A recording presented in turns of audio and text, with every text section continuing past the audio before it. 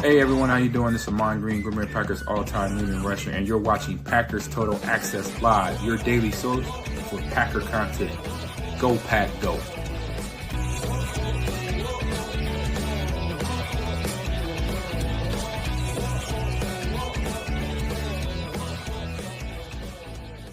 All right, we're back. You didn't think you were getting rid of us that easy, did you?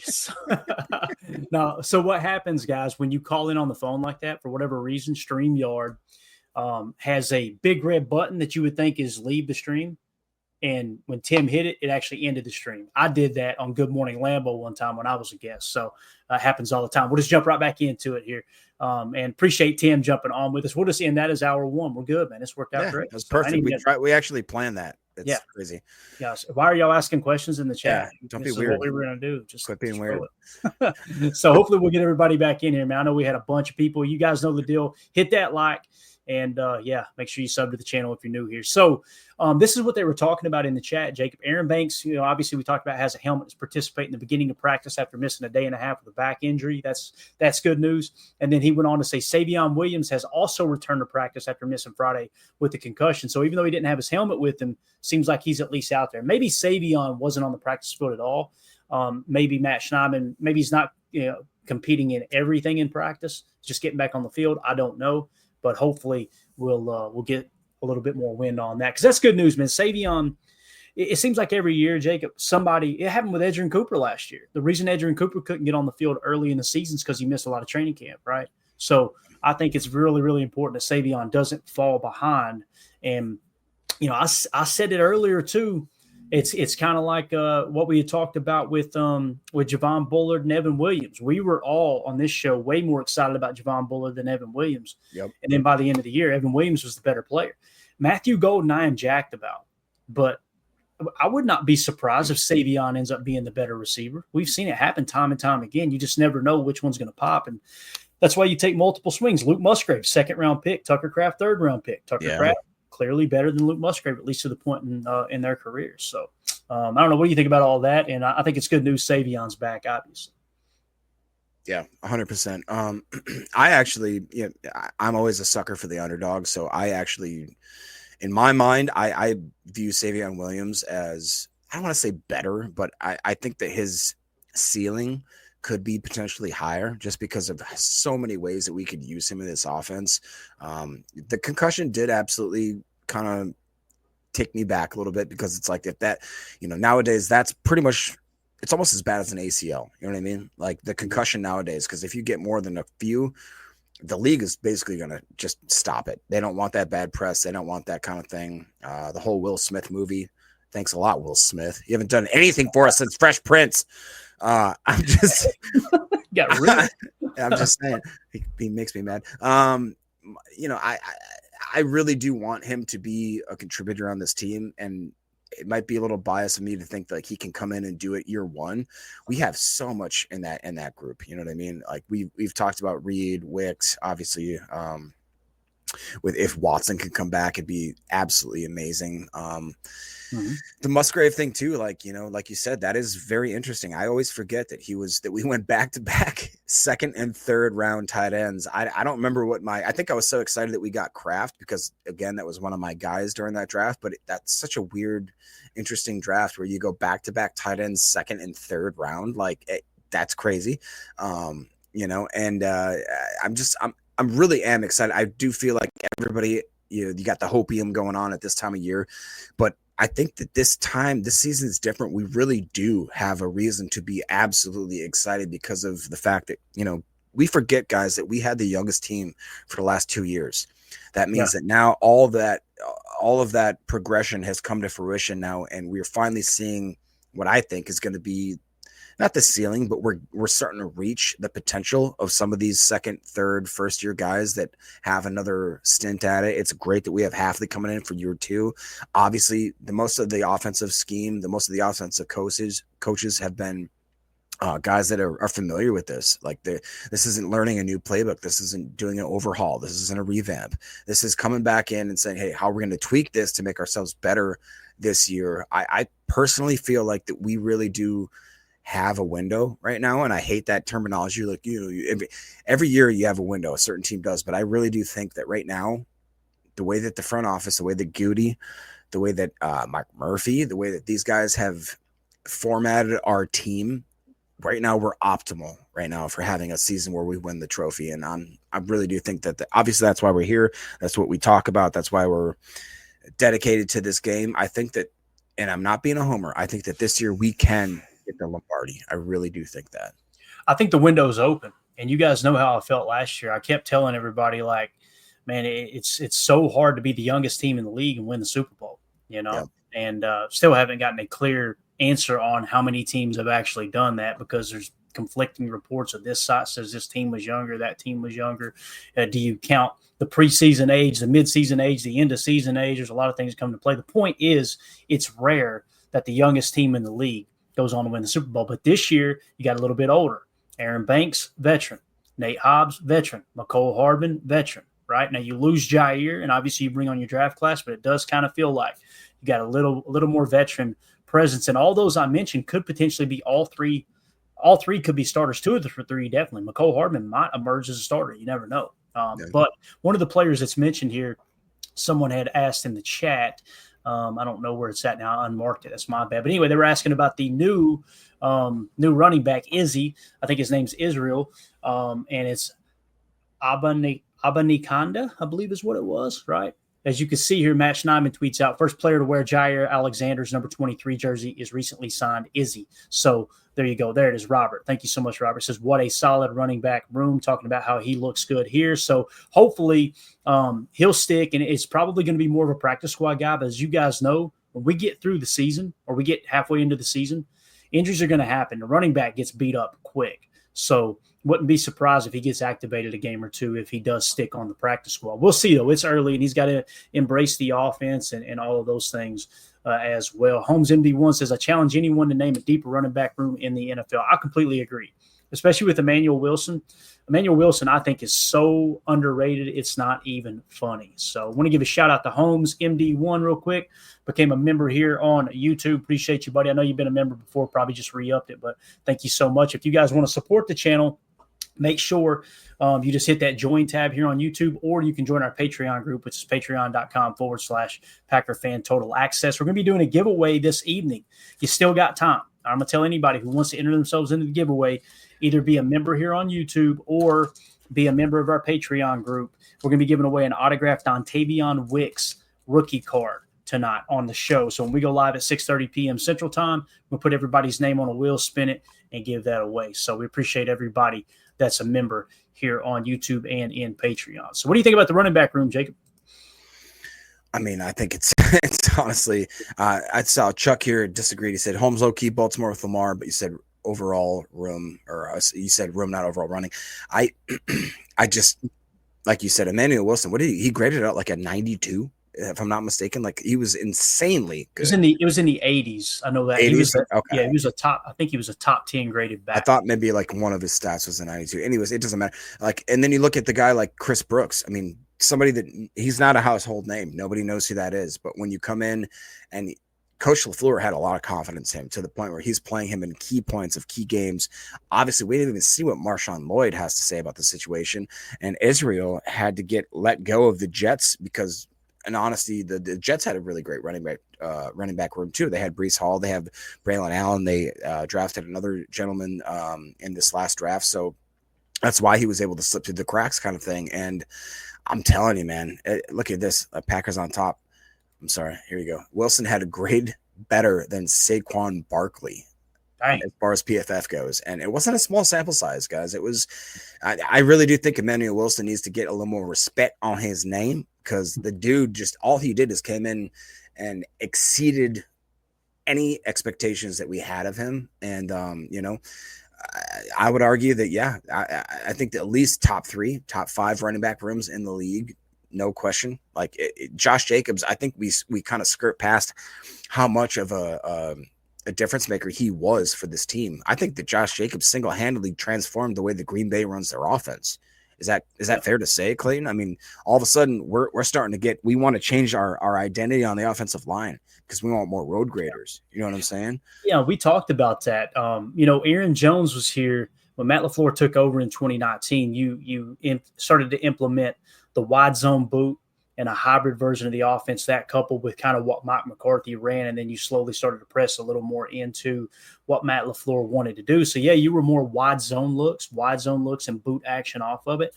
And then you noticed a couple of years in with Matt LaFleur, actually it was the final year of Aaron Jones, you started to see a little bit of duo. And with duo, guys, it's a zone blocking scheme. It's an inside zone run. You can run it outside as well if you like, but it's a zone blocking scheme, same as outside zone, but it's a double vertical power, right? So you start to see more of that. And then when you go sign Josh Jacobs, we immediately shifted the conversation to, are we going to run inside the tackles a lot more now that he's gone? Because Aaron Jones would go C gap left and end up B gap right. I mean, he would just dance all over the place. And Jacobs can do that too. But Jacobs was really, really fit for that duo run because it's just patience, make your cut, and go. Now, we've seen Jacobs hit him with the spin move last year. We've seen him run through people's faces. We've seen him stiff arm the Honey Badger. Like, dude runs with power, don't get me wrong.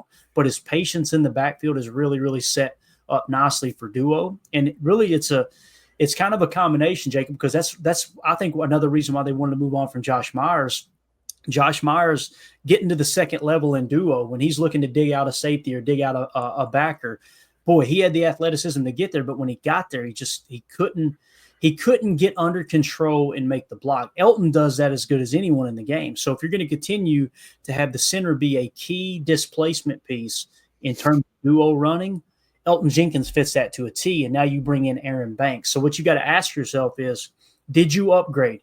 You replaced Josh Myers with Aaron Banks. The answer is yes. It was a significant upgrade because Elton's going to center now, and Aaron Banks is going to step into Elton's spot. So I'm really excited to see what the running back room can do. And, yeah, we definitely pressed more into duo for Josh Jacobs' arrival. Definitely. Coach Lynn says Josh Jacobs made the Honey Badger retire, LOL. There's no doubt. Look, if you don't believe me, I've got the proof here. I got the visual evidence right here on hand if I can find it. Right there. That's the one that said Honey Badger said, I think I'm done, guys. I think I'm going to go ahead and call it a day. All right. So here's a cool clip that we got from practice. As Ryan Wood tweeted out, goal line throws, Jordan Love to Luke Musgrave in the back end zone, Malik Willis to Tucker Kraft at the line. I love that combo. Malik throw, and maybe they're mixing and matching, I'm sure they are, but Malik throwing to Tucker while Jordan works with Luke Musgrave. Listen, Jordan Love and Tucker Kraft are on the same page. We've seen it all year last year. We need to get Luke Musgrave kind of back up to par, right? So I think that's another thing that people were overlooking. When you hear 12 personnel, you think condensed sets, double tight end sets attached to the line. Let's run the ball, play action off of it. As we've seen early in practice already with some of the footage that came out, you're starting to see Musgrave flexed out in the one. We've seen a video where he was in the one, meaning it was a Trey Wright and what we would call Trey Wright one, meaning it was Trey Wright Y1 is what you would call it, where him being the Y in that particular set and him being the tight end aspect of the three targets on one side, he was the outside receiver. So I'm excited to see what Luke Musgrave can do, man, because the reality is coming out of college, Jacob, he had more potential than Tucker Kraft. Tucker Kraft, this is a perfect example of why you take two swings at a position of need. Tucker Kraft just pressed in and just took that number one tight end spot. Yeah, absolutely. And this isn't a knock on Musgrave or anything like that. You know, the guy didn't have like a lacerated kidney from taking a shot and still played. Finished the game. Finished the game. Internal bleeding. Yeah. We talk about, and don't get me wrong, I love Tucker Kraft. I think that he is the Marlboro Man. He is, if I could embody myself as an NFL player, I'd want to be Tucker Kraft. That's my guy. But I think we're maybe throwing a little too much shade on Musgrave for not being able to stay healthy or whatever, you want to say. Musgrave stayed on his feet, all that kind of stuff.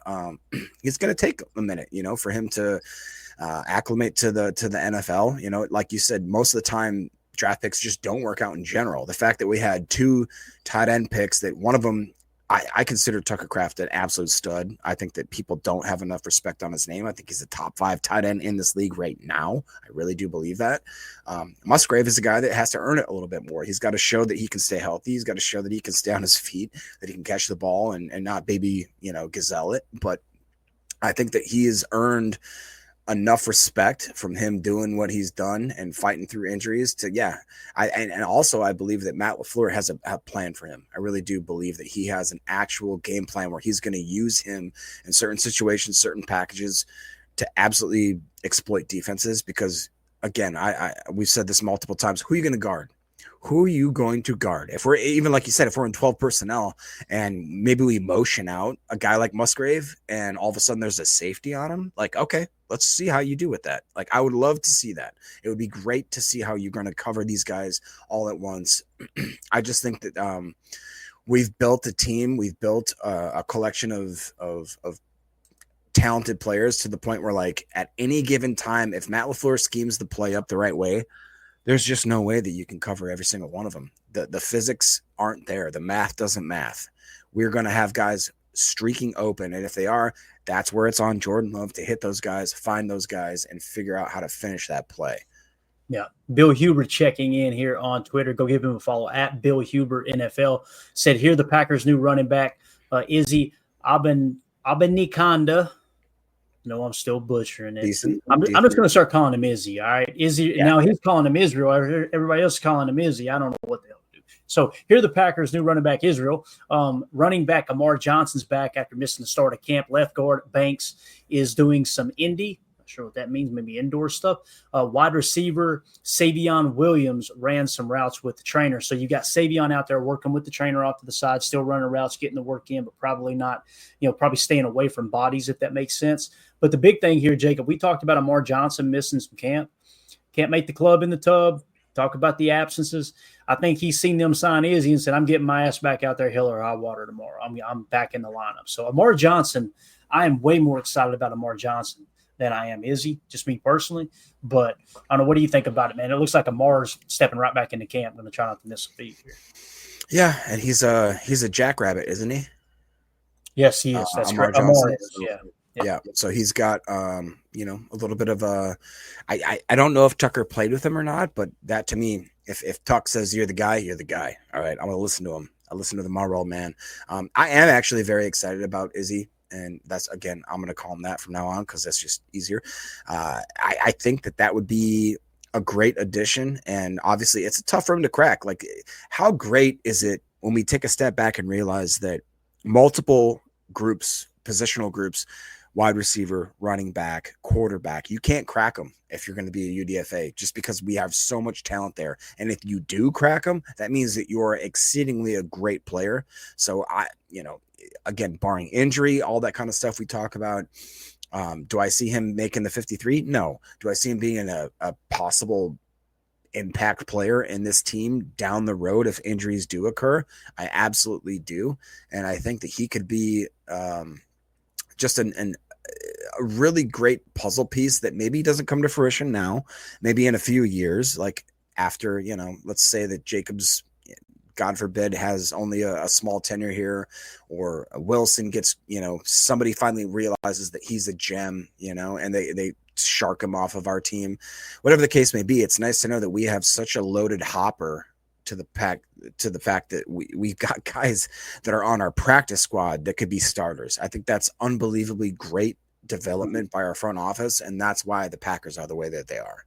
Yeah, let's go to the chat here. Packers on top said Tucker did play with Amar. Chris Casualin says Amar is a stud as well. It's crazy that room is flooded with elite talent. And then Adrian pointed out Izzy has some kick return ability too. So that's very, very interesting. Teams in the chat says keep Savion on jugs all the time. I'm with you, man. Don't, you know what I mean? Listen, I love that they got him working on the routes off to the side. When the pads come on, I'm going to be a little bit nervous for Savion early on. I'm going to be honest with you. Me too. And here's the thing. One concussion could have been a freak thing, right? If he has another one in camp, sound the alarms. Yeah. You know what I mean? I'm being honest, because that's just I can't remember a time, and you guys correct me if I'm wrong in the chat, a time when someone had 2 concussions in training camp here in the last 5 to 10 years. You know what I mean? I'm sure it happened a lot when they were running 4-a-days back in the McCarthy days, and a lot of concussions didn't get reported back then too. That's for sure. So, yeah. But chat's on fire. Appreciate y'all hopping over here from the other stream. I apologize for the inconvenience there. That's a great question. Do we know how he got concussed? No, I haven't seen that anywhere. No clue, Chuck. And here's the thing: it was kind of strange because when it was first announced he was going to miss practice, Matt LaFleur did not say why. And when I heard that, I'm like, did the media not ask him what happened? Did they not get a chance to ask him what happened? Who knows? But it was a little strange because it would have gotten reported on the practice field. Right. And do you remember what he said? He said they asked him about him, and he goes, "I don't know. Ask Wallers." Yeah, right. Who's Wallers? That's probably the trainer. Probably the trainer. I'm just saying, like, why, like you said, why the shiftiness of the answer? Why not just like give us a concrete, definition of what happened there? Like, I'd like that. It's weird. What do you think about? Just as an aside, we've talked about how Matt LaFleur went from aw shucks LaFleur to Tupac LaFleur. Do you? I hate saying this, but I do sometimes. I'm like, man, Matt, you're kind of mean. Like he's almost with the press. Don't get me wrong. You went from, man, I'm sick of this pretty boy. He needs to toughen up. Now Jacob's going to calm down, man. Damn, I'm just saying, like sometimes that people ask him questions and he just looks at them like he pooped in their cereal. You know what I mean? Like he doesn't have no time of day.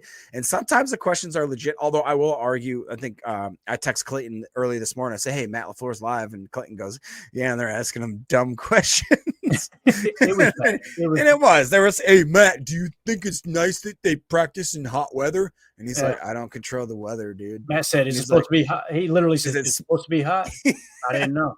I was just like, and listen, and Jacob, I get why he doesn't answer the question. Let me ask you this. Let me ask you a personal question. You don't have to say where the work was. I'm just going to throw a random number out. Think back 2 jobs ago, right? So you may have to go back 20 years. I don't know. But 2 jobs ago, did you ever go into work like, I don't want to talk to these people? Because I know I have. You think about being in a place where, and most mornings. And here's the thing. You got to put yourself in the coach's shoes too. And here's what I mean by this. You go into that media room, and this isn't a dig at the media, man. I've got a lot of respect for the guys who cover the team. I really do. I think we've got one of the best, group of beat writers and everything in all of the National Football League.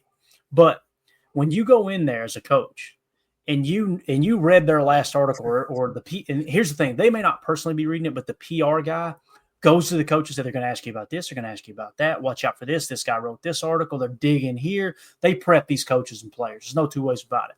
But imagine you go in knowing that someone wrote an article talking about you're doing a bad job, or wrote an article that this player is a bust halfway through the season, and they're going to ask you about it. I think Matt handles it way better than I could. I'm just being honest. Because the other thing, too, that the media members do now is they piggyback.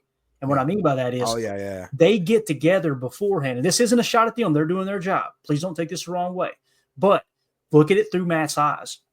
Imagine you going into work and a PR person or management coming to you going, hey, listen, these employees over here, these 3 employees, they've been talking behind your back. Yeah. And he's going to ask you one question while the other one asks you another, and they're going to try to tee you up for the third question to get you to say something you might not want to say. Be aware. Yep. And then you go in there and stand in front of the camera, which you don't want to be in front of the camera anyway.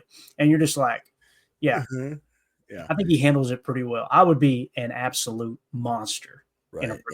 Whiskey 61 gave us a little bit of insight here. He goes, Jason Wallers is the vice president of communications for the Green Bay Packers, a position he has held since January 23rd of the 2018 season. That's awesome. Also, we got some updated camp talk. Hopper pick love.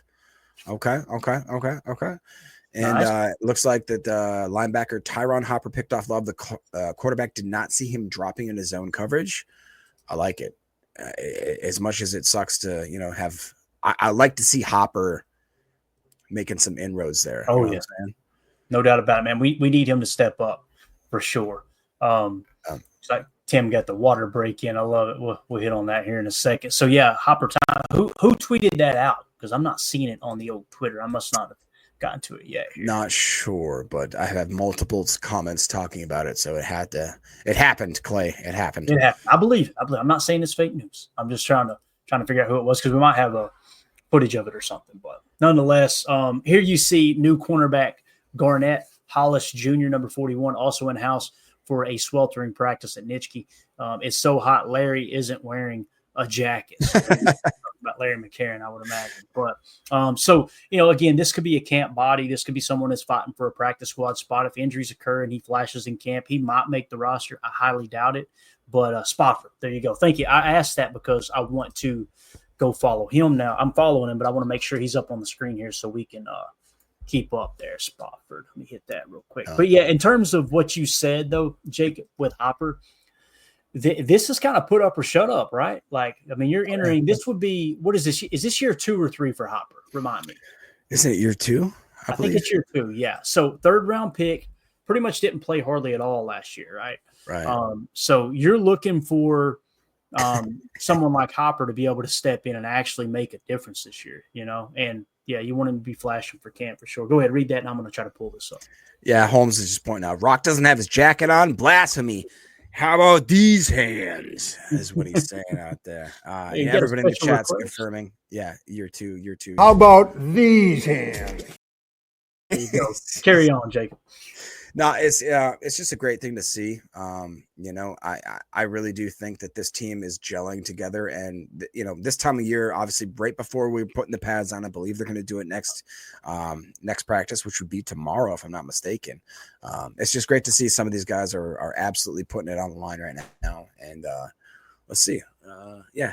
You want to read that? Call, Spofford giving play-by-play. I love it. So why don't we go back a little bit here, and we'll just kind of read all of his tweets real quick because he is covering it really, really good here. Yeah, Spofford's on it. What are we doing? Why do we not have him pulled up, man? So let's start here with his first tweet. Through 2 kicking sessions thus far in Packers camp, Brandon McManus is 15 for 15, along with 56 and multiples from 50 plus. We kind of talked about that yesterday. He went on to say 30 minutes ago, cornerbacks 1 and 2 working together on mirror drill for the Packers. Newcomer Hobbs is an intense, aggressive player. Too much so for training camp, maybe, which LaFleur addressed Sunday, but it's a quality that was attractive in the free agent. So that's one of the reasons why they signed him. There's our boy Bullard. Bullard looking good, Jacob. Looking like he's ready to roll, man. I love he's got the dreads flowing this year too. Based on how the first team reps have gone for Packers defense thus far, Bullard is the top option in the slot when in the nickel. We kind of hit on that yesterday. There's always something the first week of camp that you go, all right, that seems to be like that's going to be a theme all camp long. Sounds like Bullard has taken that number 1 nickel spot, and being a 2nd-round pick, no surprise. That's why we were kind of talking about Hopper being a 3rd, stepping in to that linebacker room, maybe taking that away from McDuffie and maybe Isaiah Simmons. But nonetheless, man, Bullard is your slot corner, dude. That's what it sounded like. Yeah, and I'm here for it, bro. I mean, like you guys know, I'm the president of the Javon Bullard fan club. It makes me so upset that Ryan seems to have written him off already. I'll tell you, Ryan, I'm gonna hold this over your head. I will. If he starts being a like a Pro Bowl caliber type cornerback, I'm gonna let you hear it, brother. I am, but I understand the frustration. I really do. He got thrown into a position last year where I think that he didn't have a lot of time to actually hone one position. Emilio talks about it quite a bit, how he was shuffled around a little bit, and that sucks. Like, imagine anything that you do, imagine your job, whatever that your job is, and they're like, hey, we got to cross train you on like 3 other positions, and by the way, at the last minute, I'm going to throw you into one that you haven't played before. I don't think that that's a fair assessment of a player, and I really do think, I mean, again, I'm biased, I really am, but you watch his tape in Georgia. This dude is the definition of a human meat missile. I believe that he will be firing at all cylinders this year. I think that Hafley understands now how to use him, which is another indicator. Like, we forget that Hafley, that was year 1 for Haffis too. You know what I mean? Like, he didn't understand necessarily how to use, like, he's the guy playing chess, but doesn't understand necessarily how his puzzle pieces fit. How the rook, how the pawn, how all this stuff goes. Like, he's going to understand now this year with a much more certainty and consistency, how they know how to play these parts of his defense. And I really do think that he's going to surprise a lot of people, even Ryan. I got you, Ryan. Hey, I'm here for it, man. I'm here for it for sure. I was trying to edit the latency settings here so you guys aren't a little bit delayed on your comments coming through, but there's nothing I can do where we had to start this one kind of real fast, but it'll be all right. So, yeah, Bullard, number 1 slot so far. Coach Lynn says, so Valentine is DB3. Coach, your guess is as good as mine, man. It does feel like that. It feels like you've got Keyshawn on one side, Nate Hobbs on the other, Javon Bullard in the slot. Carrington Valentine is currently on the bench in the nickel 4-2-5. He'll be what we call the dime back, right? Whenever we go to a dime set, he'll come onto the field if you ever go to a one linebacker set. So I don't know, man. That's kind of what it feels like right now. Robert says Bo Melton's getting outside cornerback reps with the ones. So they're giving our boy Melton every chance to make this roster, Jacob. I mean, they've already kind of moved on from wide receiver, and now they're trying to see, hey, can you add some kind of value there at corner? I personally don't think it looks good for Melton. But there's other people that see it and they think he's even more valuable. He's going to make the team. And who am I to say they're wrong? Yeah. If I had to guess, if I kind of agree with you that this more looks like shuffling the deck so that he's out of it kind of thing. And I hate to say that, but I do think that there is a little bit of hope that if he has a chance to be maybe that 5th, 6th cornerback on this team that also has that special team ability, I really do think that could be the way that he is still on this team. I believe it was Coach that we talked about how he's our best gunner, hands down. He was our best gunner on special teams. That can get you a spot on this team on that 53. So do I think that he's going to all of a sudden come out and be Travis Hunter? He's playing both ways. Like, no, I don't think that anymore. Like, there was a tiny minute where I thought, oh, wow, he's very, very great. Like, maybe he could do both. It is awesome to know that if in a pinch, if something crazy happens, that the guy can all of a sudden switch from being a 5th or 6th string cornerback that can just jump into the offense and all of a sudden, be productive. Yeah, that's great to know that we have that in our back pocket, obviously. But if I'm being 100% honest with myself, I think his chances of making the team are going to be 50-50 right now, in my eyes. I don't know. What would you give that chance? Of what? Chance for what? Bo Melton actually making the team, the 53. Yeah, I'm honestly, the 53, as Joseph says, he's cornerback 4. Let's look at it. Let's take a quick look here. So, bye. Mandy's in there trying to tell me bye, being all quiet. And yeah. Bye, Mandy. Don't spend too much money. All right. She's out of here. All right. So, cornerback room. Drop that comment down for me real quick, Jake. Let's look at it. Let's see if we can figure this out. So, you got, like I said, Keyshawn Nixon, right? You got Keyshawn Nixon, Nate Hobbs, and then you're going to have Carrington Valentine. They're slam dunks. Javon Bullard's a slam dunk to make the roster, right? So I definitely don't – now, if you're talking about outside corner number 4, that's where it gets a little bit tricky, right? If that's the case, so you're saying you would take Bo Melton over Kalen King, Micah Robinson, Isaiah Dunn. You got Tyron Herring, Junior Gregory. For me, I would probably put – I see the point. I do. He could possibly be the 5th cornerback right now. I personally like Micah Robinson better. And I know we haven't seen him in a game yet, but I like Micah Robinson better. But other than that, that's the only guy, Jacob, I can think of. Kalen King and Micah Robinson. So I would probably put him – I'd probably put him 6 or 7, me personally. So, yeah. As J. Cole says, don't underestimate Gregory Jr. either. Yeah, I mean, Goody loves his athletes. There's no doubt about it. So, yeah, man, to answer your question, Jacob, percentage chance of Bo Melton making the roster, if everyone's healthy, 10% that he makes it as a cornerback. Oof. Now, if wide receiver room gets banged up, which I doubt it does, maybe there's enough value there that he makes it in that regard. But, yeah, that's kind of how I see it. I could be wrong. Mike Spofford also said running back Josh Jacobs makes tough cuts look easy. Man, is he fun. to watch. Completely agree with that. First, Packers DB rotation sends in Carrington Valentine at outside corner. The other side, Bo Melton. That's what everybody was talking about.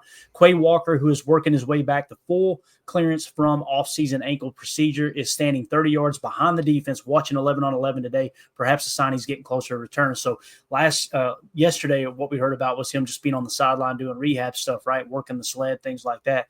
Now he's standing behind the defense, getting closer, probably itching at getting in the lineup. I think we're probably going to see Quay as early as Monday, but definitely by the second full week of training camp, Quay will be back in the lineup. Mike Spofford says Jaden Reed on the end around, and Rashawn Gary comes across with a huge wind-up swat to knock the ball out near the sideline. So Gary popping over there on the end around.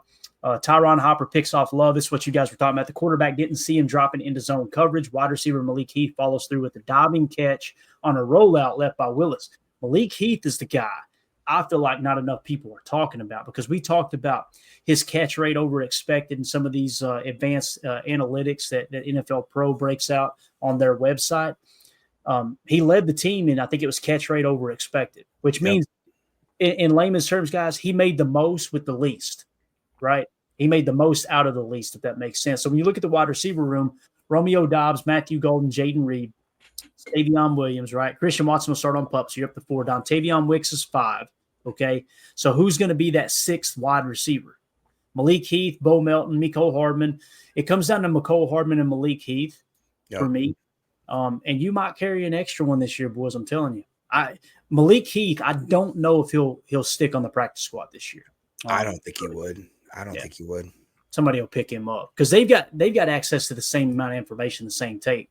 And Jacob, what you see on tape with Malik Heath, minimal opportunities, but you get strong hands, can make contested catches, blocking like a banshee, bigger body receiver, and he'll block you to the water cooler. I mean, what is there not to like? Now, it just comes down to how thin the league is at wide receiver overall. Yeah. So. I don't see a world where he doesn't get signed by somebody. You look at guys like the Baltimore receiving core, the Pittsburgh receiving core. Like, these guys need guys, especially ones that are willing to block. Like you said, you don't think Harbaugh wants a guy that can block into the water cooler that is actually like a really, really good wide receiver that also has that talent. I don't see him making it through this round of cuts this year. And one of the knocks on him coming out of college, I think he got a DUI in college, and that was why he sank on draft boards. Yep. Kept his nose completely clean up here in Green Bay the entire time. So I think you kind of put that worry behind us there. Mike Spofford also said Jaden Reed with a nice grab off a mini scramble by Love, but he can't get his feet in along the end zone sideline. Wasn't happy he missed that chance, though it was a really tough play. So you're seeing Jordan a little bit of scrambling ability there from according to Spofford. I'll go ahead and refresh his too just to make sure we're not missing anything else there. You seen anything else in the chat, Jacob, as I comb through social media here real quick? Not necessarily, but I just think it's really, really cool that you guys are still falling back in this chat. We have over 400 plus watching after we accidentally left the stream mid conversation. So it's just a testament to how cool you guys are. And we appreciate you guys helping us out here. If you can hit that like, that subscribe, share the stream just so we can have other Packer fans get into this. Man, we are building something really special here going into the season. And I'm more excited than probably any season going in, just because we've all learned so much together through the draft, through the offseason process, now into the training camp. As we get into the preseason and then into the final season, it's just going to be freaking cool, man. So I'm glad you guys are here with us. Yeah, definitely. Tim caught a water break here during camp, and you see the guys getting a little sauce there. Look at Oliver hyping him up too, even though he doesn't have the helmet on. I'm excited to see Colin Oliver on the field eventually. Look at Warren Brinson, big old boy, number 91 there, right? Look at Van Ness. Van Ness is big, bro. Oh, yeah. Dude, I'm telling you, Van Ness, I'm just doing this. I'm going, because I know what happened the second half of the season last year. And I'm telling you, with a broken thumb too, he's going to come out this year and all those people, and I know it's not our chat, but all those people out there that were just dogging the hell out of him, he's a bust, he's this, he's that. They're going to – you ever seen that movie Major League 2? Jacob, you've seen the Major League movie, right? Of course, yeah. Remember Major League 2? Cousin Eddie. Matter of fact, it's the same guy that played Cousin Eddie.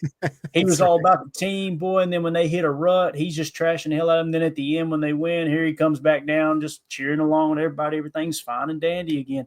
I'm telling you, man, I've got some tweets that I have archived away and bookmarked that when Lucas Van Ness blows up this year, if he does, will make some people look silly on socials. I'm just telling you.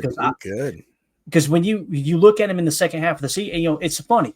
Go trade for TJ Watt. Go trade for Max Crosby. Go get LVN had a higher pressure rate than both of those guys last year. Yep. And that was after having kind of a bad first half of the year and then playing with a broken thumb. I think he's really going to crank it up this year. I'm excited to see what he does for sure. So you're right, though, man. He's a hoss. He is a monster, no doubt. Look at him compared to the Water Girl. He's like, look at that. That's insane, dude. Absolutely huge. Trying to see if Rob Demovsky or anybody has tweeted anything out here. As obviously they took a water break there just a second ago. We got Tim's feed up on the screen. I seen a tweet went out earlier about Emmanuel Wilson as well. So we've gotten quite a bit of information during this live stream, to be honest with you, Jacob. Aaron Banks had his helmet back with him. Savion Williams working his way back from a concussion. You got a lot of guys that were banged up that are starting to kind of get back in the fold. Quay really, really tuned in with the defense, even though he's not participating today. I would be really surprised if he's not in pads by the end of next week. Maybe tomorrow, man. Who knows? Maybe as early as tomorrow. Nathan in the chat says, Clayton, do you think after this year, if Luke Musgrave doesn't perform, do you think we take a shot at tight end next year? Yeah, I mean, if Musgrave plays at the level he did last year, I think there's a legit shot that he's not the dude. That could be the case. And again, we talk about the injury concerns. And again, this isn't saying he's soft. The dude played with internal bleeding, finished the game with internal bleeding fairly early in the game when he took that shot on the sideline. But a miss is a miss. The only thing worse than making a bad draft choice is refusing to admit you made a bad draft choice, right? So, yeah, there's a chance you take another shot at tight end. Now, the big thing with me, though, when we looked at the contracts, I think we've got Ben Sims. We still have his rights next year. So when you look at it, I personally like Ben Sims. I'm going to be honest. I like Ben Sims more than Musgrave up to this point. Now, Musgrave has a lot more potential than Ben Sims. John Fitzpatrick is more of that H-back role. You can put him back there at that wing position and just knock the linebacker's ass off in those goal line situations. Messiah Swinson, big body dude. He just hasn't been able to kind of crack in to the upper echelon of the Packers tight end roster. So, yeah, if Musgrave does exactly what he did last year, if he stays healthy and grades out in the 40s and we don't really see, man, he's just not as dynamic as we thought, I could see him taking a swing in the draft next year for sure. And who knows, maybe they go and try to find the next Ben Sims too, Jacob, right? Because I remember when we signed Ben Sims, you were excited about him. I rolled my eyes going, this is just another camp body. And I'm telling you, that dude maximized every opportunity he got at the tight end position. Yeah, that's another one that I will humbly brag that for whatever reason, I'll be honest. I just love the underdog. So like most of the time I'm going to put a lot of stock in whether or not they can perform or whatever. But what do you think about Ed Madden saying that he heard that Aaron Banks is back on the field right now? Again, we heard he had his helmet. That's a good sign he was going to get on the field. I think he's probably going to be good to go. I think it was one of those things that the back got tight. LaFleur and them shut him down for a couple of days. Let's get him out there for pads. Tomorrow is when we're going to find out, boys. When the pads come on tomorrow, that's when we're going to know who's healthy and who isn't. Because right now, people can kind of blend in. Don't be surprised if we get a couple of injuries pop up today where someone's got some tightness, maybe someone's got some soreness, and they don't want to risk it with the pads on tomorrow. So I'm kind of expecting, rather than everybody get healthier going into tomorrow, I'm expecting us to have a slight setback with a couple of players, maybe them being precautionary with. Go ahead, read what Chris said there. Yeah, Chris the Casual Packers Fanatic says, Ben Sims is an elite athlete. He can do much more than he showed us thus far. Guys in the chat, if you could you give us a Ben Sims RAS, please? I know you guys are beyond that. I remember it being high, man. Hot on rise. If you could find that for me, that'd be great. And we'll come back to that in just a second here. Yeah, for sure. And we got some Patreon questions we'll hit real quick in our Patreon group. It's just a way that you can kind of be heard here on the show. I'm going to leave this up, the practice in the background there, but we'll just kind of read them off the screen. Chris the Casual in our Patreon group said, if you had to bet it all, does future WWE star Lucas the Flaccid Hammer Van Ness hit 75% of his potential and become a Pro Bowl caliber pass rusher in a Green Bay Packers jersey? I think if we cipher through the BS, which Chris is really good at, and that's what I appreciate about Chris. I think what he's asking here is, do we think he will become a Pro Bowl caliber pass rusher? And here's what you got to ask yourself, Jacob. Let's compare it to Gary last year. Do we think that Lucas Van Ness can reach the potential that Gary unveiled last year, which he was a Pro Bowler? He led the all edge defenders in run stop percentage, or run stops in general. He led the Packers in sacks with 7.5. He led the Packers in a quarterback pressure percentage, other than Brenton Cox Jr., who had a little bit higher number there. Do we think that he can reach that point? Absolutely. Based off what he did in the second half of the season, he being Van Ness, on much fewer snaps than starting edge defenders usually have, and specifically in Matt LaFleur's heavy, hockey line rotation defensive front that he's done ever since he's gotten into Green Bay as head coach. I think he can be a Pro Bowler. What do you think, Jacob? What do you think the chances are that Van Ness eventually becomes a Pro Bowl player? Yeah, I really do. I honestly do think that sometimes it takes a guy a few years to get acclimated, sometimes it just, whatever they're asking him to do necessarily doesn't fit what his traits are, what he's really, really good at. I think that Jeff Hafley is a unique type of coach where he understands, all right, I have to look at each individual player and I have to understand if I'm asking him to do something that isn't in their wheelhouse. You know what I mean? Like I need to understand if what I'm asking him to do is outside of his realm of possibility. And I think that LVN, just from him being a mountain of a man, an absolute human meat missile himself, is just now kind of maybe finding his niche too. Like, it takes time. Like, I can't imagine how it must be to go from the college level to the NFL level and thinking that you can just translate those exact traits and have that same performance. You know what I'm saying? Like, it just doesn't work that way. I think that LVN is going to show a lot of people to be kind of stupid for the way that they talked about him. I mean, he's an absolute beast of a man. He's a mountain of a man.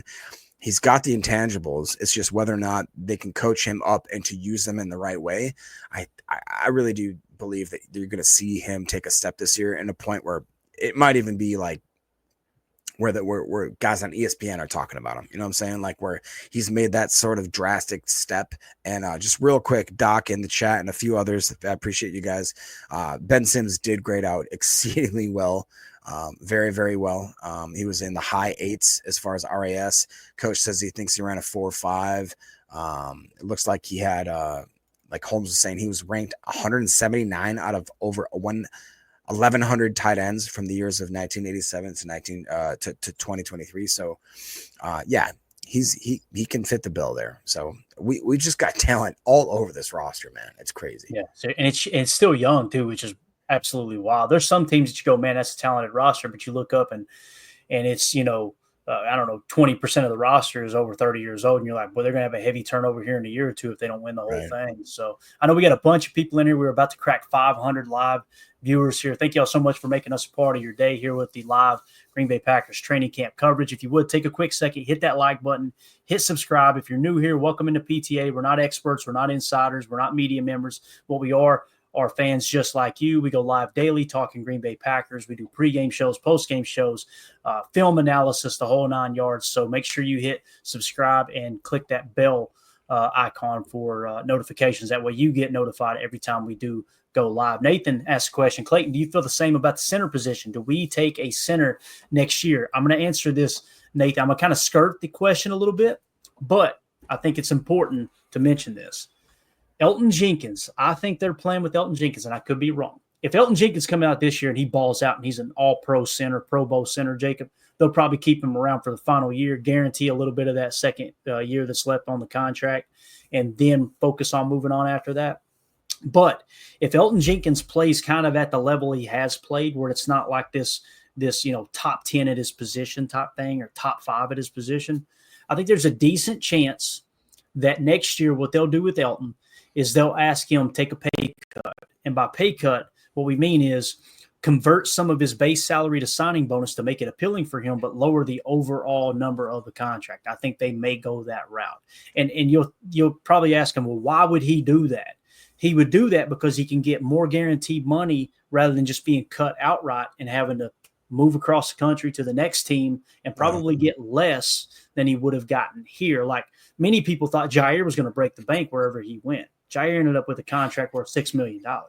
I could see that happening with Elton. That's why he would take, a little more guaranteed money, but less overall money, if that makes sense, just a little stability. Now, if they don't take that approach, Nathan, what's going to happen is they cut him loose because next year, basically his dead cap hit next year is $4.8 million.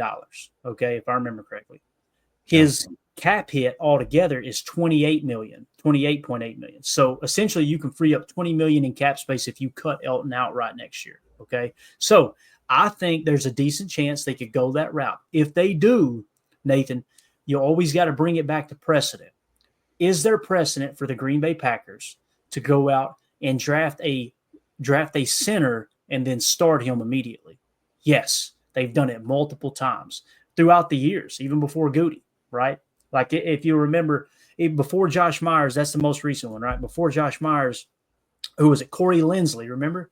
They drafted Corey Linsley, and he started as a rookie right off the bat, if I remember correctly, too. So there's precedent. From Ohio State, right? Yeah, exactly.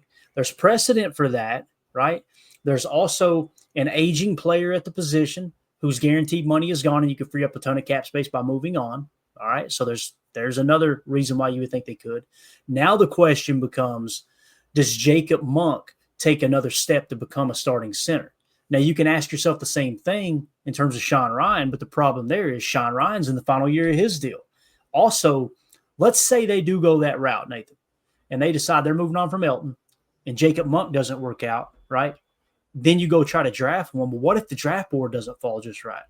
I would not be surprised if they kick Zach Tom to center, and then you got Anthony Belton, second-round pick, ready to step in at right tackle. You've got Jordan Morgan potentially there. Who knows what's going to happen with Rasheed Walker? If Rasheed Walker balls out this year, we may get to week 6 or 7 and Goody have one of those rare in-season contract extensions, which he doesn't like to do often. So, yeah, I think there's a chance. It's a long-winded way of getting there. I just wanted to kind of walk you through the thought process, what goes through my mind. It's not just I think I'll answer this way. It does look like there's a chance they could be looking to draft a center in this upcoming draft. I could see that. What do you think, Jacob, that question? Yeah, it's tough. I think a lot of it's going to depend on how Elton handles this. It really does. And if, like you said, if he comes in and he performs the way that he is, but we have to remember that he's pushing 30, right? Isn't he 29, about to be 30, if not already 30? Yeah. The Packers just, they're like Leo DiCaprio, baby. They ain't dating the oldies, they want these young guys that are in there, and they're anti-Jacob. They ain't. Hey, early bird special is great. I just think that Monk has actually shown a lot, and the fact that they are willing to stick with him, they didn't draft him for no reason. It's the NFL, like we always say, is not for long, and even though a guy like Jenkins supposedly has a strong staple in this community, in this team, it sucks, but it's a business, right? And so I don't necessarily think that means that he's going to stay here for the foreseeable future, especially if whatever's going on right now isn't just an injury. If it is for some reason him, holding out or whatever, I'm not saying that whatsoever.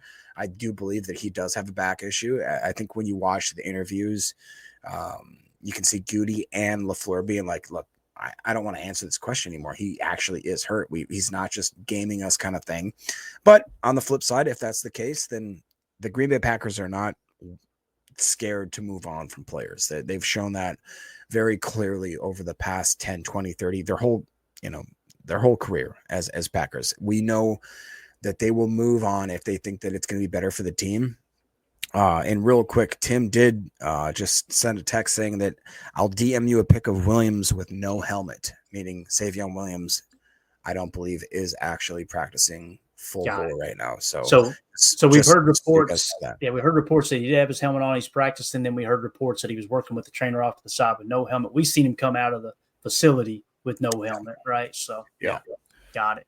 Appreciate that question there, though, Nathan. You're the man. So Spofford, a little update here. Obviously, the last thing we covered was the Reed catch, right? I think we got up on the screen. Yeah. So twos in the red zone. Wilson takes an outside handoff and gets the edge with ease. Talking about Emmanuel Wilson. Next play, the defense bows up and gives Wilson nowhere to go up the middle, blowing up the play. And then here we go, boys and girls. Matthew Golden with a nifty outside in move at the goal line, rises to snag Willis's throw for a touchdown. You could see QB2 trusting the Packers rookie will get enough separation to make the play. So it sounds like Willis hitting Matthew Golden with a little anticipatory throw. That's exciting, man. Matthew Golden, I'm telling you, boys, seen a lot of receivers come through, a lot of young receivers come through Green Bay in the last couple of decades. Something looks different about Matthew Golden. It's almost, Jacob, as if Goody actually had a first-round grade on him. Crazy, right? You know, Yeah. It's very very unbelievable to think that was what happened. Honestly, all jokes aside, I just like Ed was just saying right here, it's weird. Like I think Ryan also mentioned this on his podcast. It's not the fact that he shows that he has that blazing speed. It's just it's so smooth. And if I'm not mistaken, did you compare him to Greg Jennings? Like how he gets in and out of his routes just with ease. But it also looks to me like he has more. It's like a Greg Jennings and Christian Watson hybrid. You know what I mean? Where he's got that blazing speed. He has the route running ability. He knows how to secure the catch. And what I really liked about watching his highlights is that he has that pinpoint where he connects with the ball, the catch rate, catch point, and he knows how to almost effortlessly, like without looking upfield, knows what the next move is going to kind of be, if that makes sense. Like he just seems fluid. And that's I think the best is Chris, the casual one, says Greg Jennings on steroids. Well, all right, let's go. Oh, no, let's don't say that. Let's don't get that out. Don't test him. Don't test him. But he really does. He seems like he's got a spark plug in his butt. You know, he's ready to go, man. Dang, it's a family show, Jake. What are we doing? Hey, see, since it is a family show, hit that like button for us. We appreciate it. We got a bunch of people in there. We did crack the 500 mark. Y'all are awesome. We hit that mark because a bunch of people hit like on the stream. I'm telling you, it helps more than you know. We appreciate that. It really does. Ryan Wood says Trey Hill with his third bad snap of camp just sailed it over Malik Willis's head in shotgun. Uh-oh, Trey. Uh-oh, buddy. Trey Hill, that was the guy we signed from Cincinnati, if I'm not mistaken. I think you're right. Anybody that Cincinnati lets go, I don't know. So we get a little more detail on that Matthew Golden touchdown. As Ryan Wood said, Matthew Golden touchdown, excellent break on a slant route to cut in front of cornerback Gregory Jr., and Malik Willis delivers a 4-yard score. So important there, slant route, right? And it was on Gregory Jr., so it wasn't like it was on one of our top DBs. That's important to know, right? I don't want to overhype someone either. And then he goes on to say Matthew Golden's second touchdown in this period, good protection. Jordan Love holds it for a beat, finds Golden open on a crosser in the back end zone, pulling away from Carrington Valentine for a short score. So now you're seeing Matthew Golden score a touchdown from Jordan Love on a crosser with Carrington Valentine in coverage. Carrington Valentine, guys, didn't give up a single touchdown last year. So just keep that in mind. Now, I know this is camp. That's not to say, oh, no, Valentine's in trouble. It's just I put a lot more stock, Jacob, in that Matthew Golden second touchdown than maybe the one that was on Gregory Jr., if that makes sense.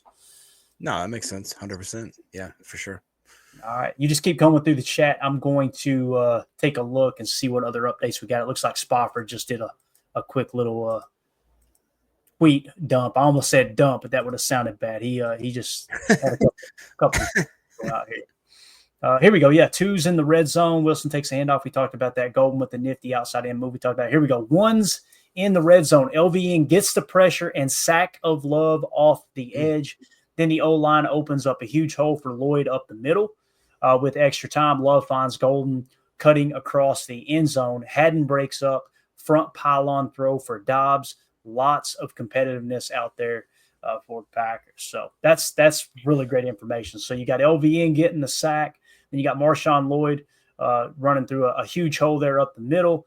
And then with extra time, Love finds Golden cutting across the end zone. That's the touchdown we just talked about. Looks like Haddon over there too, covering Dobby, breaking up a pass. So that's good. I like that. We haven't talked about Kamal Haddon at all, have we, Jake? Oh, and that's a guy that I really had a lot of hopes for. He's the Tennessee guy, if I'm not mistaken, isn't he? Yeah. Yes, that's right. Yeah, he was drafted in the 6th round by the Kansas City Chiefs. I believe they cut him loose. Packers picked him up. And it's a perfect example. We didn't even mention Kamal Haddon just a second ago when we're talking about potentially Bo Melton making it at corner, man. You see what I'm saying? Like, I personally would rather have Kamal Haddon at corner than Bo Melton, although that could change. We get a little preseason snaps with Bo playing corner. Yeah, no, I agree with that. And that's what's really tough is Bo Melton, it's so hard because he's such a fan favorite and he's a favorite of mine. But like you said, I mean, just assuming that he can switch a position, move to that position, and then all of a sudden make the team over guys that, are like, let's say Kalen King, Micah Robinson, even Tyron Herring. We've heard lots of good stuff about Gregory Jr. Kamal Haddon to me is right there in the mix too. I think he was like a kind of a more physical cornerback as well, if I'm not mistaken. So it's tough, man. Like, what do I want to do? If you put the water gun to my head, do I take, Melton or do I really give it to a guy that's played probably his whole career as an actual DB?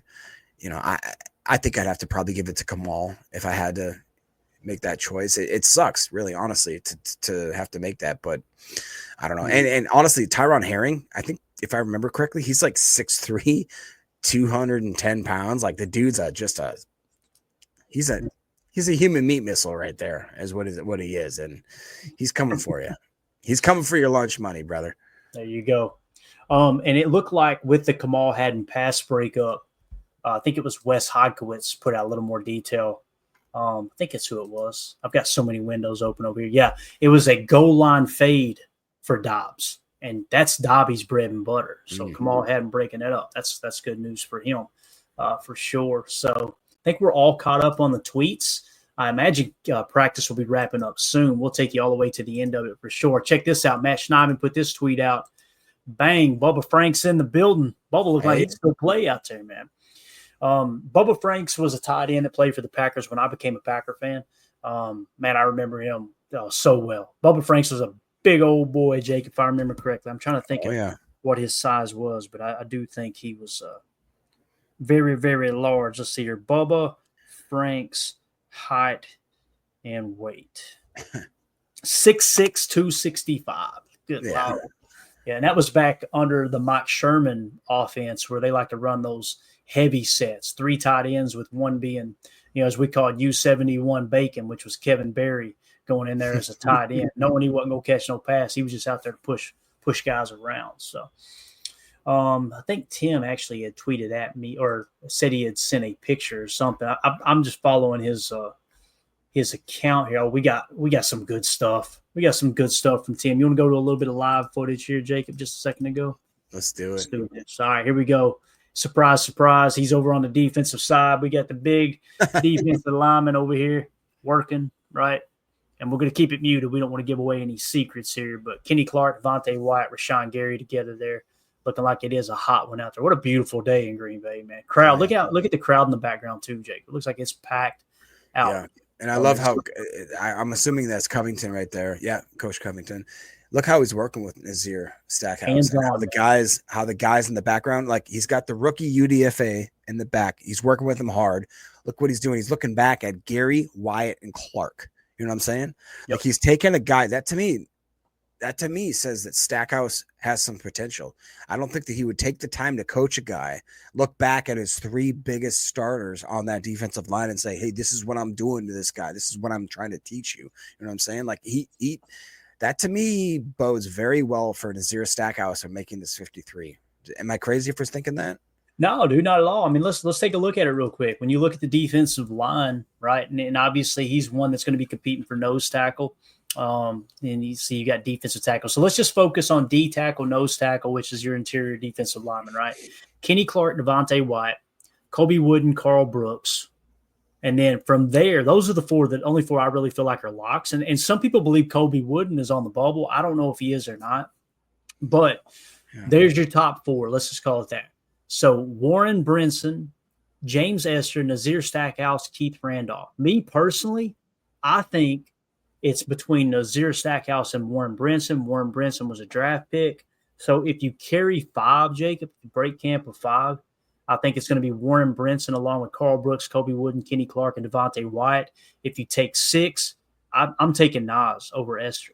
Esther is proven you can get him to the practice squad. You can get Keith Randolph to the practice squad, right? Yeah. But Nazir Stackhouse, man, I think there's going to be somebody else that'll probably pull the trigger and go get him if he's available, and you try to sneak him onto the practice squad. I could be wrong, though. It might be the other way around. Maybe he flashes in camp. I don't know. But, yeah, if I'm keeping 6 defensive tackles, and I don't know if they'll carry that many. I think they carry 5 typically. I'm probably going to go with Stackhouse and Brinson. If there's 5, I probably got to go with Brinson, and then you try to get Stackhouse on the practice squad. It's going to be tough, though, man. Yeah, I think that there might be a surprise here, and I think that maybe either Brooks or Wooden might not make this team. I really do think that. And if you had to make that decision, Jacob, which one would you cut? Because I know who I would cut. You would cut Wooden? Yeah. That's me too, man. It's not even close. I think Carl has shown enough that he's probably your 3rd best defensive tackle. And here's the thing, too. He played a lot of one-tech for us. Many people don't know that. That's basically the nose in our nickel 4-2-5. And you don't think of Carl Brooks like that because Carl Brooks, coming out of Bowling Green, played a lot of 7 and 9 tech. He would play defensive end, right? Yep. So what we do, we came in and just threw him right into the one tech. As you can see here, some of the hands drills with the defensive lineman. That was Kenny. Here's Gary, right? This is all tech. Dude, you see it? Looking? Yeah. Looked like me sneaking into the kitchen about 2 a.m. trying to get to the pie that Mandy wanted me to wait till the next day. I was going to say, me at the buffet being like, where's the wontons? Is that Nestor right there? Am I thinking right? I believe that's so. That's Randolph. Oh, no, that's Randolph, yeah. Who we got I think that's Esther. That's Carl. Is that Esther? No, you're right. That's Esther. Is this Stack? Who's this? That's Stack, yep. God, he is huge. He's a big dude, bro. I'm telling you, and again, man. It doesn't look like, most nose tackles, they got quite the belly on. This dude looks shredded, man. Yeah, he does. I'll tell you, Covington has been on Gary the entire time. Every camp practice video we see, Covington's working with Gary. What if Gary comes out this year and finally puts the naysayers to bed, just gets 18 sacks or something? Wouldn't that be awesome, man? That would be great. Yeah, 100%. Not at the detriment of the run defense getting worse, though, right? We do not want that to happen. So next video here, we'll just throw this in the background for a second. Nice little shot, not giving away any secrets here. They're just working on gap technique, gap drills, all that good stuff. I'm going to go back through and make another sweep. If you want to look at the chat real quick, Jacob, I'm going to look at this, take a quick sweep across social media, make sure we're not missing anything else. Yeah, Coach is talking about how Wooden bulked up this year. I actually saw that too. Unfortunately, Joseph says buy Wooden, according to whether or not we're going to have that 5-man front there. I hate to – I'm such a homer that it's tough to try to, let guys that you kind of have a heart for go. I mean, that's just, it's a business, right? And it sucks that we have to do that every year. There was a comment last night, I believe, like, I'd hate to be the guy that has to make these final cuts. That would be the worst job I could ever have. If you offer me a job at the Green Bay front office, I'd be like, oh my God, yeah. And they're like, yeah, you got to make the cuts. I'd be like, nope, I'm going to go back to working my 9 to 5. All right. I couldn't do that. Joseph talks about how he'd keep Brinson and Stackhouse. It'd be great, but there's only a limited amount of snaps that we can do. That's just what it is. Doc's talking about Gary's a dog. I really love the fact he looks the part right now. He looks like he's ready to absolutely eat. It stinks, man. Ed Madden says, and cutting to Caleb's nail painting time? No, we would never do that. He's got a guy. I'm sure he's got a girl that does that. Yeah, 100%. Yeah, absolutely. All right. You guys are so toxic in here. It's unbelievable. All right. So it looks like toward the end of practice here, Ryan Wood bringing us down the stretch. What we'll do is look at a couple other Twitter accounts before we wrap up. If you guys would hit that like button for us, we're about to break 550 on the live stream. Thank y'all so much for supporting what we're doing here. If you're new here, make sure you hit the subscribe button. click that bell for notifications so you know every time we do go live. Ryan Wood said, we talked about the slant, the second touchdown. Jordan Love under pressure throws a jump ball to Tucker Kraft in the end zone, and that's usually a safe bet. Kraft boxes out Evan Williams for the 12-yard score. So you got our boy Tucker Kraft getting the 12-yard touchdown, mossing Evan Williams, it sounds like. And this is interesting right here, Jacob. Ryan Wood says, everybody in a Packers jersey doing push-ups after today's practice, offense and defense. Can't remember seeing it called a tie before. So Matt LaFleur pulled a fast one on him, I believe. He said, it's a tie. Everybody get down and do your push-ups. So there you go. As practice looks like it's about ready to wrap up, we will go ahead and close that one out. And I want to say there was another update over here. Mock Spofford. Let's see. I love getting everybody's kind of take on it. You know what I mean? Because sometimes you get a few more details out of different tweets. One in the red zone, blah, blah, blah. LVN gets a sack. We talked about that. Okay, here we go. End of game scenario. Down by 6. No timeouts. 9 seconds left. Again, last play of the game. Down by 6. No timeouts. 9 seconds left. Ball in the red zone. Love overthrows an open Dobbs in the corner. Last play, he makes an incredible throw off his back foot with rushers in his face, and Kraft hauls it in over the middle for a touchdown. Great bounce back moment for Packers QB1. So that's what I'm talking about. That's the detail we need right there. So, again, man, when you need a play, go to Tucker Kraft. That's what it sounds like for sure. So, and then another update here from – I won't put it up on the screen. I'll just leave this up for right now. Wes Hodkowitz says, nice ball from Clifford to Brown for 7 yards and then hits him again on a 5-yard crosser for the touchdown. That's it for practice. So, Clifford to Brown. Who's Brown? Who am I thinking about? Sam, I believe it's Sam Brown. Sam Brown. Yep, Sam Brown Jr. There you go. Good call, Jake. You always know the bottom of the roster dudes, man. Hey, those are my gems, brother. Those are my gems. By the speaking of the bottom of the barrel, we got Funny Boy Rody saying, love that kept profile sleeping. pic, by the way. Yeah, super cool. Said kept sleeping on the Vikings. Y'all gonna wake the F up. JJ McCarthy about to go crazy this year on all y'all weak defense. Using the grammar. You know, I love you, Funny Boy Roddy. You got hold to the wrong stuff. No, seriously, I read stuff like this, and all I can think Here's a guy. like, kept sleeping. First of all, we need to get him some English lessons here. Kept sleeping Hooked on the on Vikings. phonics really helps. It does. Y'all gonna wake TF up. JJ McCarthy about to go crazy this year on y'all weak defense. Now, Funny Boy Rody, I got a question for you, bub. Quick little question. If I were to ask you, let me get this. Let me get this down here real quick so we can get a little bit intimate here. If I had to ask you, who has won more games in the National Football League, the Green Bay Packers or the Minnesota Vikings? Who do you think that would be? If I had to ask you, who has won more head-to-head matchups in the history of the NFL, the Packers or the Vikings? If I had to ask you, who has won more divisional championships, the NFC North, NFC Central, whatever you want to call it from back in the day, would it be the Packers or the Vikings? It would be the Packers. Who has won the most conference championships, NFC championships? It would be the Packers. How about Super Bowls? It would be the Packers. And the final question is NFL championships, just in general, since just the day they came in the league. It would be Packers. What the hell are you doing here talking trash, bro? Yeah. Seriously, I don't understand. I hope one day I have the confidence, the self-confidence, the self-image, Jacob, to be able to go to someone who has absolutely dominated me in every facet of the topic in which we are conversing on and go, we're better than you. A rookie quarterback. Yeah. I wish I could say what I want to say. I probably won't. I mean, I don't know. Being like a Vikings fan, it's kind of like being the tallest midget. Doesn't matter, you know. Does it really matter anywhere? I really don't know. But hey, I love the confidence, like Clayton said, the confidence that you came in here with, running and charging up. That's great. No, yeah, dude, you removed the facts. It sounded great. Yeah, right? if you take away all the facts and the statistics and all of like the history, you got a good point, bro.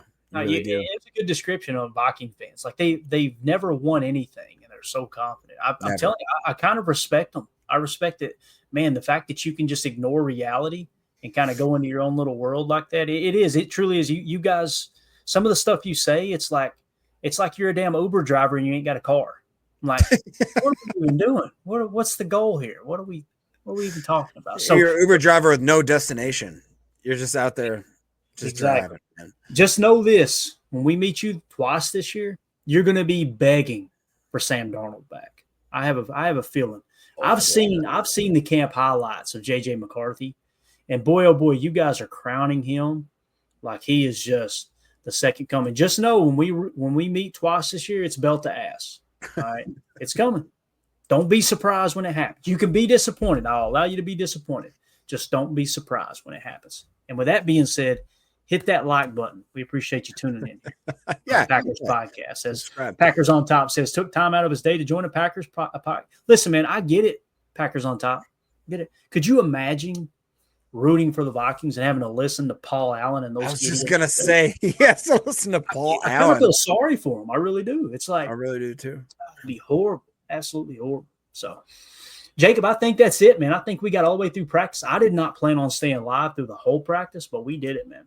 Yeah, we did. Anything else you want to add? Is there anything else anybody's seen? Let us know. I'm just combing through Twitter one last time here, and we'll put this up just to kind of take a shot here. Yeah, you go ahead, surf Twitter real quick. Yeah, surf Twitter real quick. What I would maybe promote is that, again, we are about to, at 12 a.m. midnight, we're going to open it up to the public / Patreon subscribers that want to join our PTA, our Patreon Fantasy League. It's going to be amazing. It is a super flex with 2 defensive players league. It's going to be really, really awesome. It's a $50 buy-in. If you guys want to get into that, we're going to have a rollover if you do not get into the original league. And it's going to be just an absolute blast. Absolutely. And I will say one more thing. Did you watch Happy Gilmore 2 last night? I have not watched it yet. Mandy was out spending my money shopping until about 11 o'clock last night. So I loved Happy Gilmore 2. We usually don't even address these types of things on the podcast, but as we're leaving, I want to know in the chat, did you guys like it? I think they stayed true. They did a bunch of callbacks.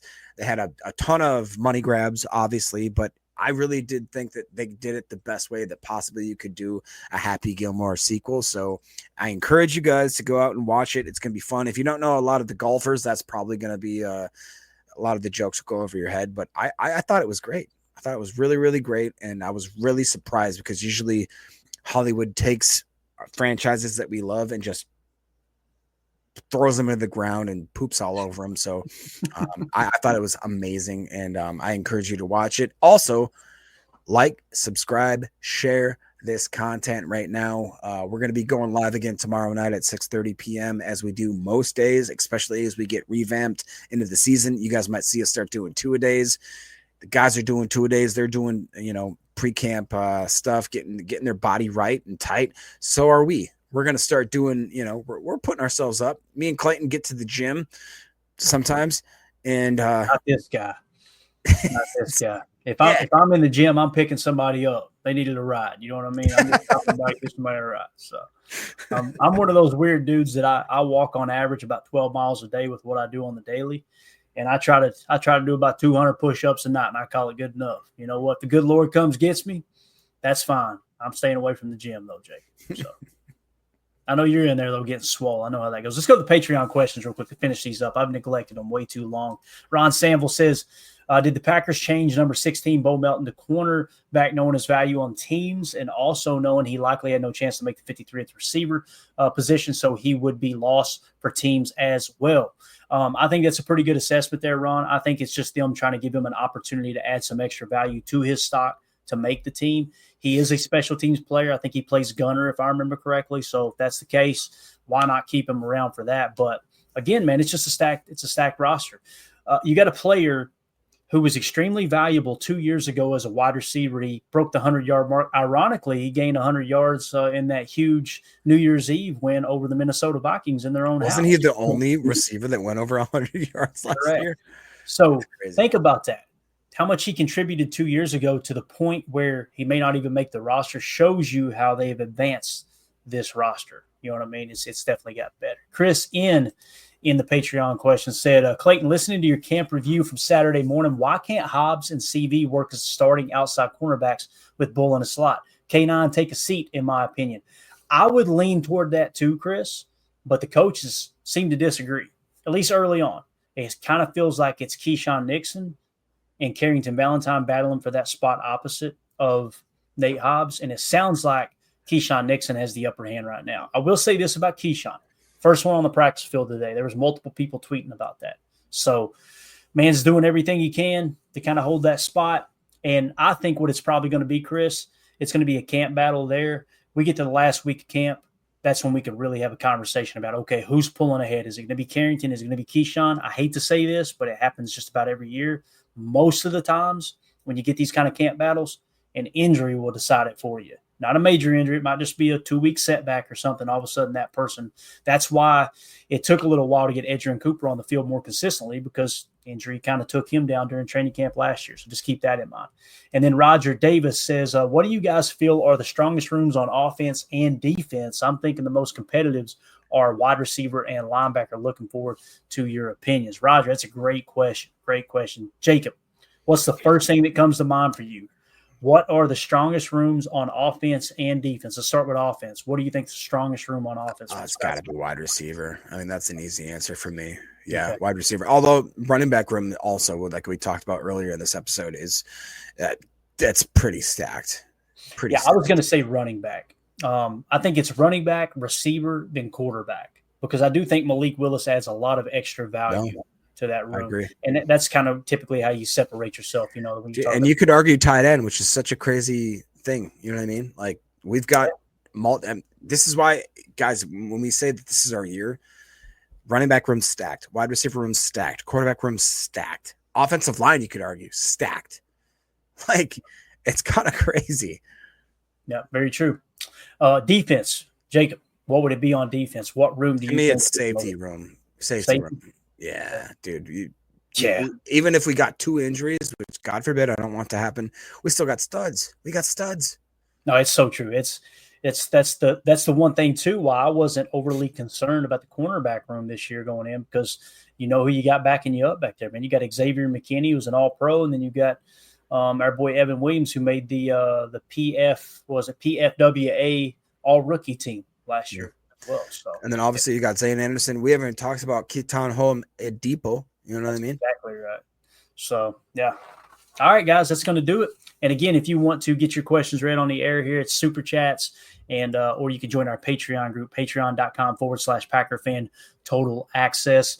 Again, we're going to be doing a giveaway. If we go live tonight, 6:30 p.m. Central Time, there's a chance we don't. You guys just keep your eyes to the YouTube channel here. We may go live tonight. We've covered a lot here today, so I don't want to just get in here and us just kind of poke around, not do anything. But when we go live, whether it's tonight or tomorrow, we're going to be putting anyone who is a member here on YouTube. You can just hit that join tab if you're not familiar with Patreon. You get more content in our Patreon group for the same price there.